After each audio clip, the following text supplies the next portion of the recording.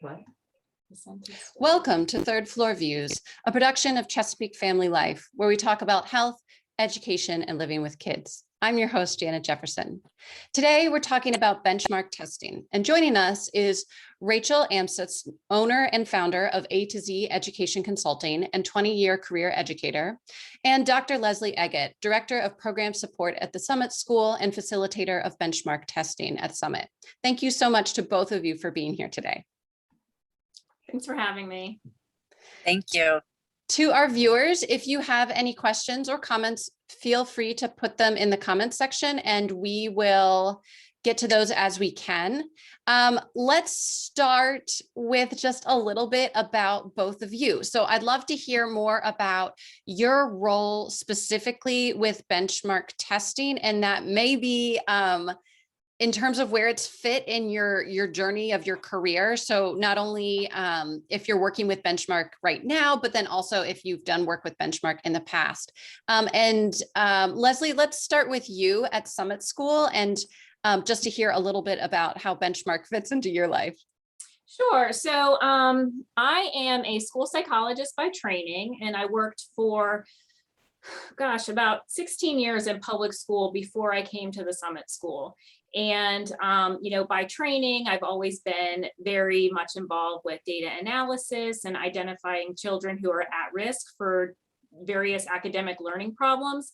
So it just fit very nicely within my role for years on identifying kids and helping to find different interventions that would work for them based on their specific profile of strengths and needs.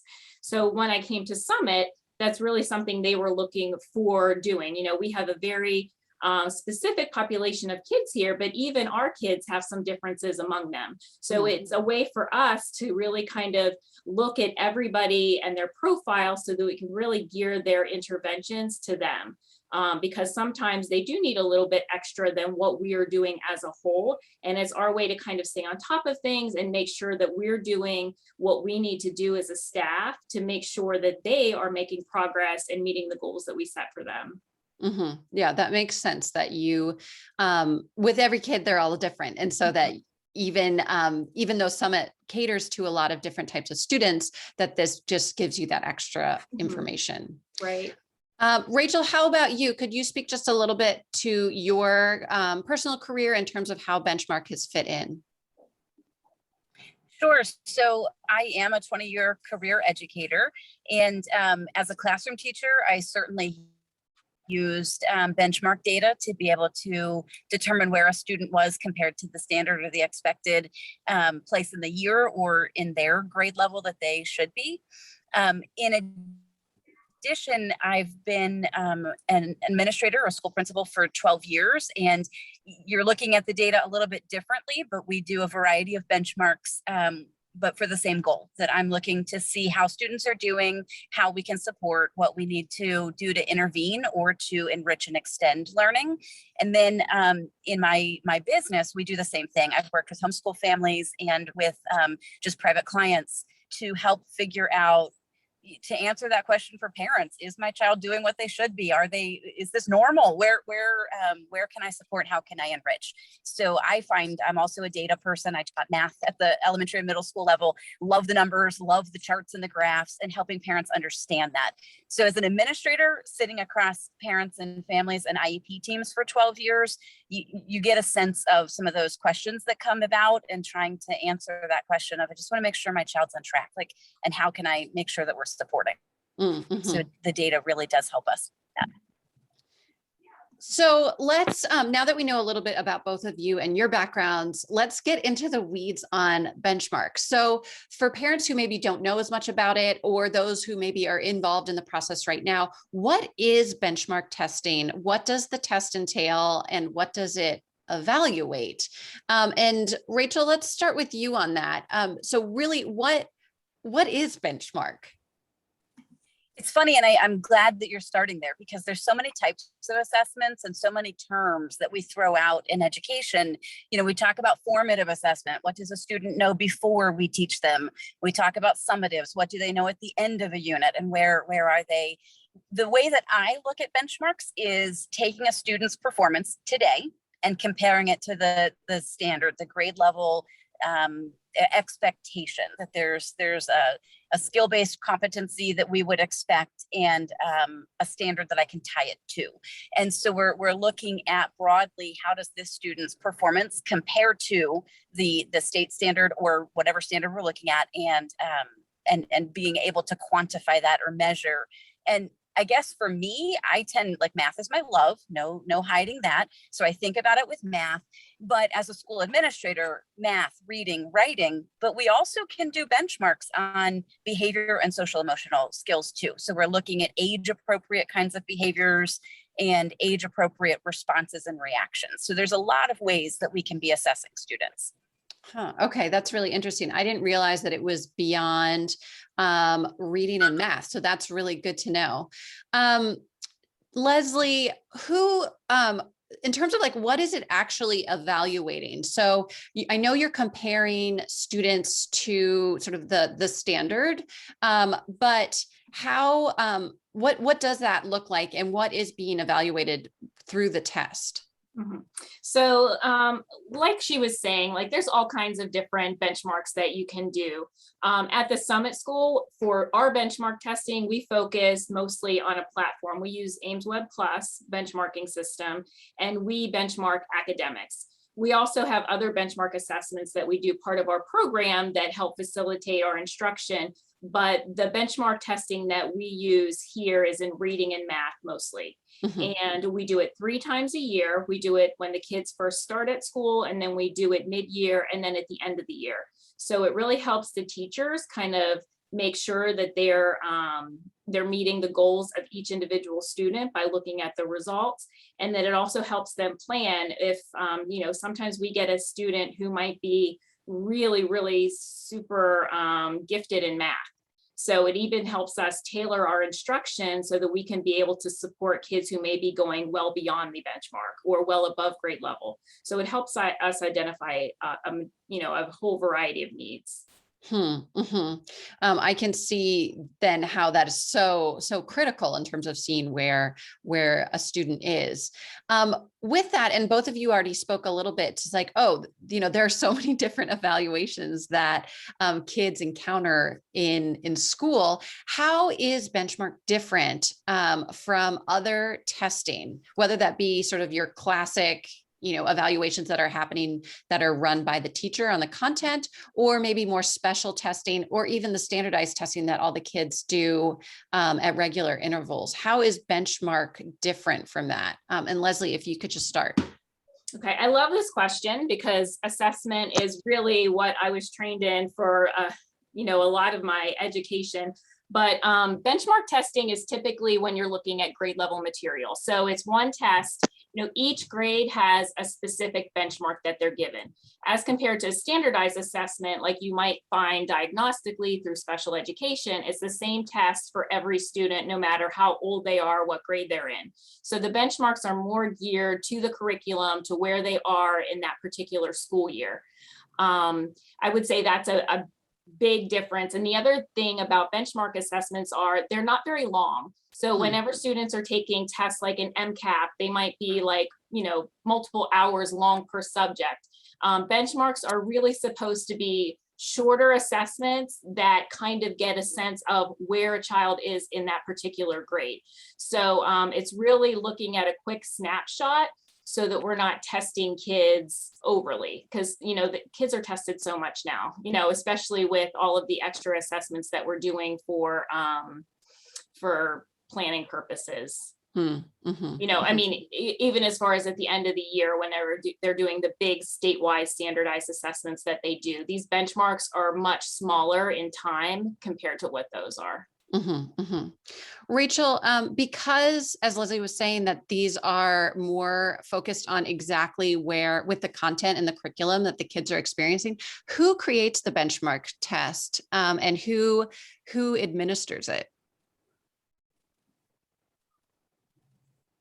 So I think that depends on the context a little bit of if it's happening in the classroom or if it's a one-on-one setting. So in the classroom setting, we actually are using a lot of things like you're being you're probably hearing about iReady and some other tools. This is going to be something that is typically going to be not classroom teacher created, but classroom teacher administered. So we want to make sure that the assessment is the same, that all kids are getting that.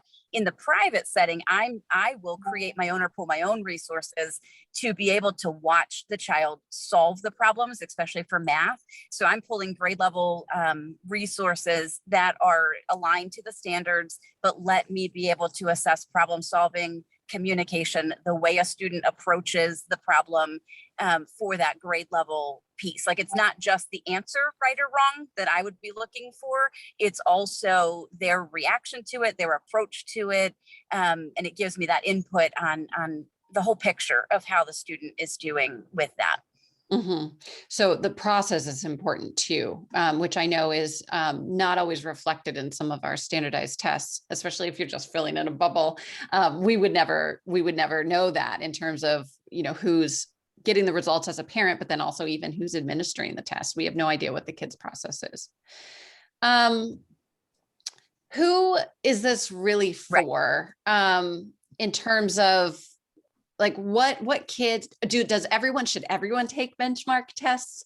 Or is this really for kids that are identified as struggling? And then I know, Leslie, you said it's a great way to identify gifted students. Like, who is this really designed for? And then with that, and I'm sure this is the question that's on every parent's mind, like, oh my gosh, does my child need it?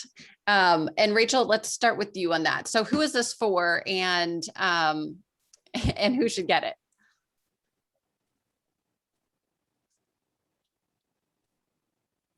So, I'm kind of a data geek. I like the numbers. I like to know. And I think, in my mind, I think, well, who wouldn't it be for? I kind of would want to be able to have access to that kind of data on every student. As a teacher and as a principal, there's no reason that I wouldn't want to know how a student is comparing to the standard or the expected learning level.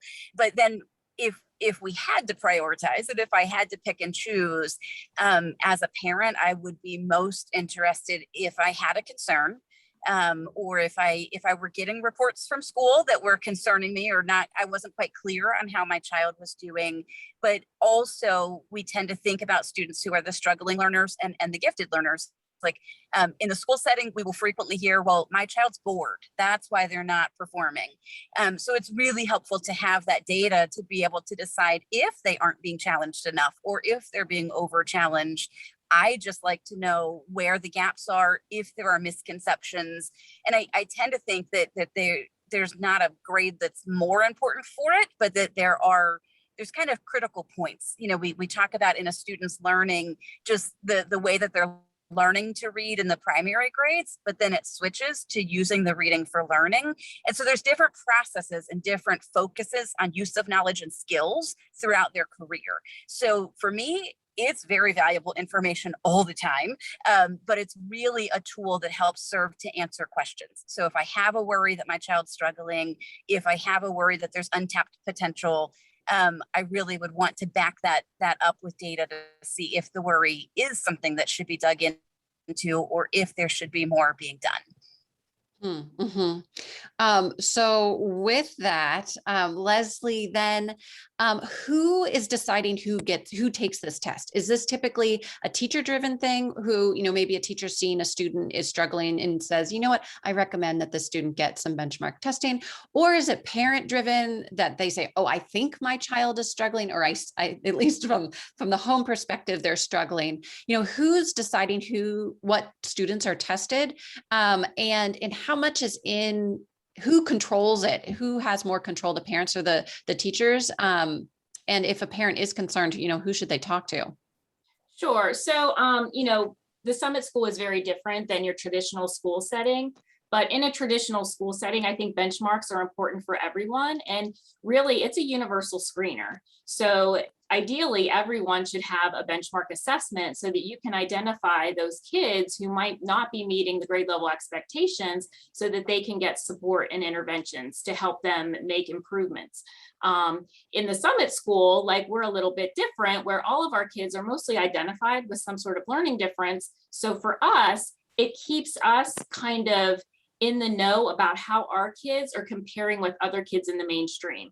So for us, because they're national norms, all of our kids are having some sort of struggle with learning, but the goal for our kids is to get them back out into mainstream education. So for us, it's a good gauge on if they are, working towards that goal.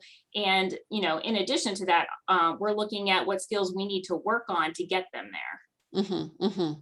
So Rachel, in more of maybe a public setting, or even as a consultant when you're dealing with a little bit of everybody, who are you seeing make the decisions on who gets the benchmark test? Is that really coming from teachers or principals or parents, in terms of like when you have a big slice of the population where everyone's all mixed in together? Sure, and I think this might be a good time to go back to the definition, or the earlier question about what is benchmark testing. So sometimes I think I'm hearing your question a little bit more from the perspective of like special education testing, like parents and teachers, which the answer to that would be either party is welcome to request assessments if there's a concern, and really to sit around a table and to discuss. With benchmarks, again, in a lot of ways, I would say that we've seen things like iReady that is being used for every student, that we're using it at the beginning of the year, and we are using that for every student. It's a standardized assessment. It would be a little bit different in the fact that it's not just grade level, it's going to challenge a child beyond grade level. Every kid is going to reach the point where I don't know these answers. And then I may score 2 years above my grade level or below, but there's things that we have to think about when we interpret those results. How well is a young child sitting in front of a computer at an assessment? Are they giving it their all? Can I watch and see how they struggle, where they struggle? So we have tools where we do screen for everybody. When a teacher in the public school or a family has a concern about a child in the sense of they're not meeting their potential, or they're really struggling, or there's a frustration, that's more where we're talking about diagnostic assessments and really screening to determine if we need to have a conversation about the possibility of a disability that's impacting. And then on the other side, we also would be talking about gifted. And again, a teacher could see that, or a parent could request those assessments, but that would be a little bit different in a school setting than benchmark.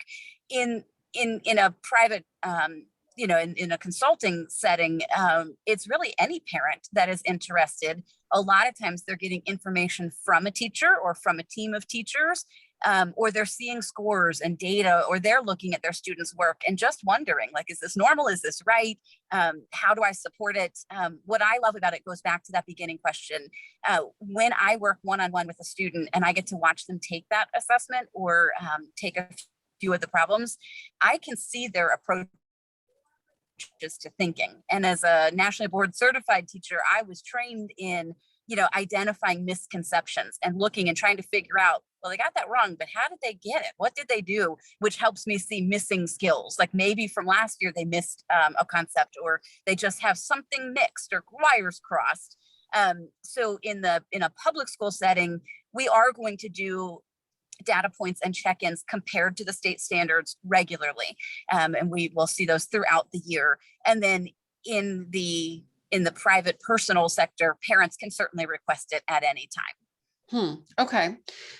So then if a parent is going to request a test, is that something that they would seek an outsider, like whether that be you, Rachel, or you, Leslie? Like, could a parent come to Summit School and get tested on, could a parent bring their child to Summit School and get tested on request? And sort of if that, and that's true with you, Rachel, as well. And then when should they be doing that? And then what is the cost? And I know that's going to be different for both of you. So I really want to get your take from each of you. So Leslie, let's start with you. So can we do this at Summit School?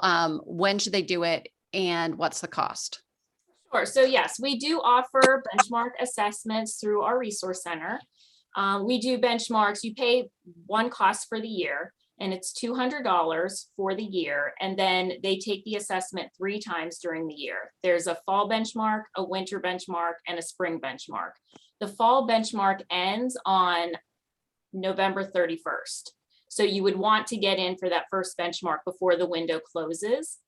We have in the past gone and done second period benchmarks and last period benchmarks at a prorated cost. So that is the option too, if you don't get in right before the window ends. But another thing I wanted to kind of come back to, a lot of our clients, parents who are concerned that their kids aren't, meeting the grade level expectations, or if they're doing tutoring, or they have some sort of intervention that they're working with the school with, it's a way that they can monitor to see if those things are working. So that's another good reason to do benchmark testing or progress monitoring assessments, so that you're not doing the same thing over again that isn't really benefiting your child. So we do a lot of that here with, we'll do the benchmark, the schools will work with the parents, they'll put some sort of intervention in place, or they might do tutoring, and then we're able to see if they're making gains based on the supports that they're given. Okay, that's really helpful. It makes a lot of sense, because you need to know if what you're doing is working or not. Rachel, in terms of your perspective, what would you recommend a parent who would like benchmark testing done for their student? Where would you send them? Do you do it yourself? And how much does that cost? But then also thinking from the public school perspective, if you have someone who's in the public system and the parent's like, I really am worried about my kid, what would you recommend that parent do to make sure that their child is getting what they need? Sure, and I might need you to repeat one of those questions. I'll start with the public school side of it first. Perfect. If there's a question, if there's a wondering about how the student's performing, I think tapping into that team. If it's an elementary school, you've got one teacher, maybe two or three that your child's interacting with. It's really requesting a conference and sitting down and asking, can we review some data? We have lots of different types of data, whether benchmark, whether the informal or the formatives and the summatives, and years of data. If a student's in intervention, really tapping into that team and being an active part of the team is the first place to start. Like really getting us all on the same page and having a conversation, I think, is very powerful. And so if the parent is comfortable just reaching out to the teacher or the counselor or an administrator, any of those people could help set up a meeting to kind of dig in and see, what do we know? What do we need to know? I think we'll find that our public schools are very willing to have that conversation and to brainstorm, to collaborate, to figure out if the student is on track and if there would be any other interventions needed or supports needed.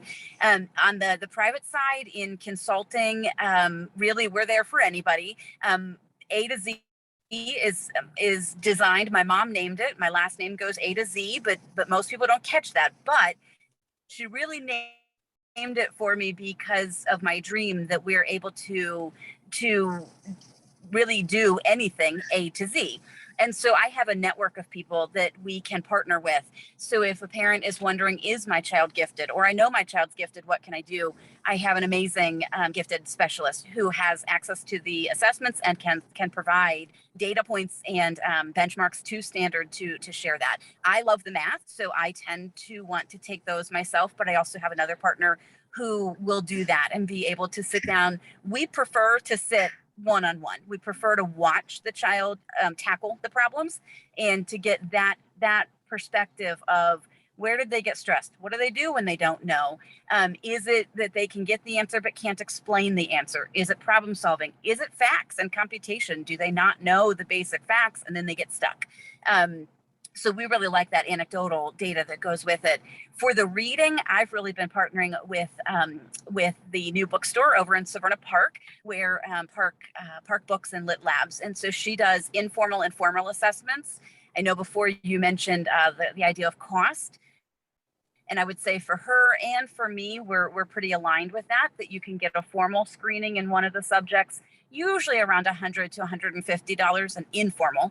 And then for a formal battery of assessments, that's going to be a bit more. That's a much more in-depth process, and a report would be generated. So that's going to be more in the 400 plus kind of range. And it may or may not be needed. I can't tell if I've gone out here. Are you still hearing me? No, I'm still here. You absolutely. That's really helpful. So let's say you decide that you need this extra testing, you get the test, or maybe it's even something that happens, regularly within school, your child goes through benchmark testing. And then as a parent, are you going to see those results? And then what do you make of it? What are the kind of results that are coming home, or they're going to be in these reports if it is something, if you do have a client that's specifically coming to you for benchmark testing? And what should a parent do with that? It's like, okay, I've got the numbers, I've got some data. How should they interpret it? And is that something that you're going to do with them, whether it's a student already in your school and you're sitting down with a parent, or if it's a client, or even in a public system where, maybe it's something that the whole class took it. And now, the parents seeing these numbers and trying to make sense of it. Leslie, let's start with you at Summit. And I do want to hit on the two different groups. So the kids that are already at Summit, and then maybe the clients that are coming to you specifically for testing. Okay, so I would handle them very much the same way, but the benchmark testing that we do here at Summit is a very formalized, standardized type of benchmark. So the results that you get, and it's all computer-based, there's some parts of the assessment that are one-on-one, especially for younger kids. The test is going to be one-on-one with an adult, but once kids are in 2nd grade through 12th grade, the assessment is mostly on the computer. And there's an oral reading fluency part of it that is administered by a staff member, and then the child reads with the staff.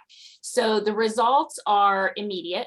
So the computer will generate the results as soon as the assessment is complete, and it gives a really great report of where a child is. So it will say if they're at risk for a learning difference in reading or math. And then it'll also give you percentile scores in many areas. So it'll give you percentile scores for vocabulary, silent reading fluency, oral reading fluency. Within math, it looks at number sense fluency as well as mental computation fluency. And then there's also more of a word problems type of section that is called concepts and application. So you get percentile scores for each of those areas, and you can generate whether the child is on grade level for each of those skills, if they're below grade level or if they're well below grade level.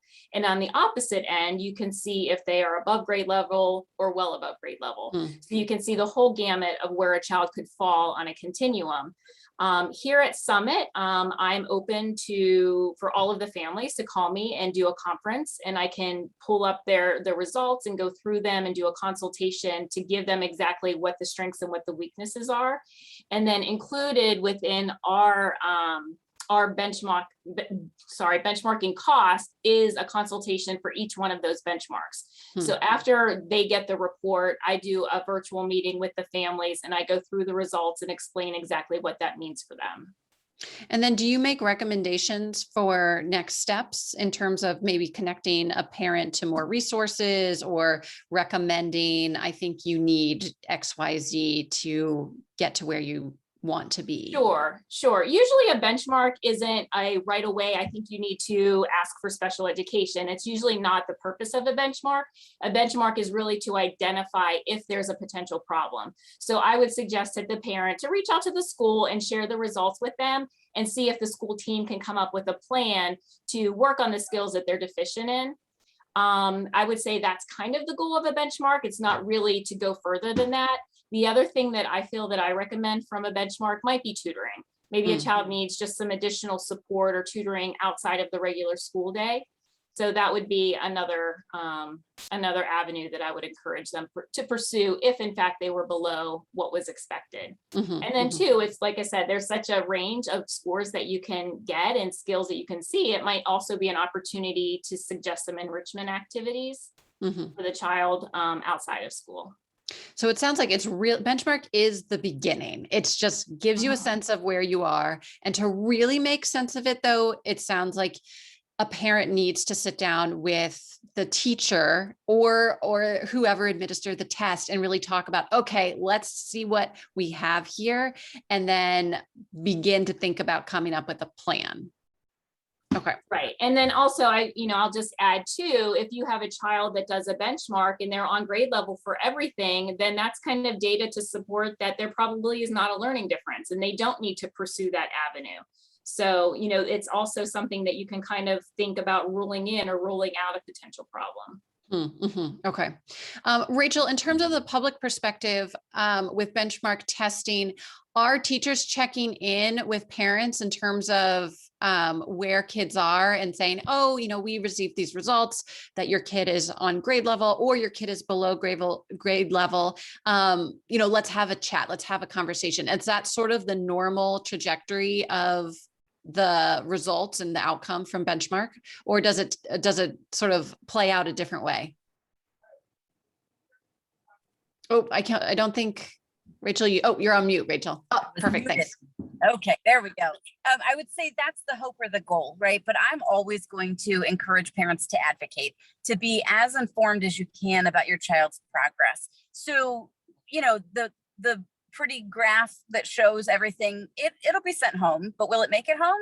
Will it make it past the backpack? Will it make it to the table to look at? Not always. So kind of put a note in your calendar when they've taken an assessment, when that they've had an iReady assessment, or if you get an email about a screening assessment, make a note to follow up just in case it didn't make it through the backpack journey home to the house. But I think too, a lot of times in education, there is a lot of jargon.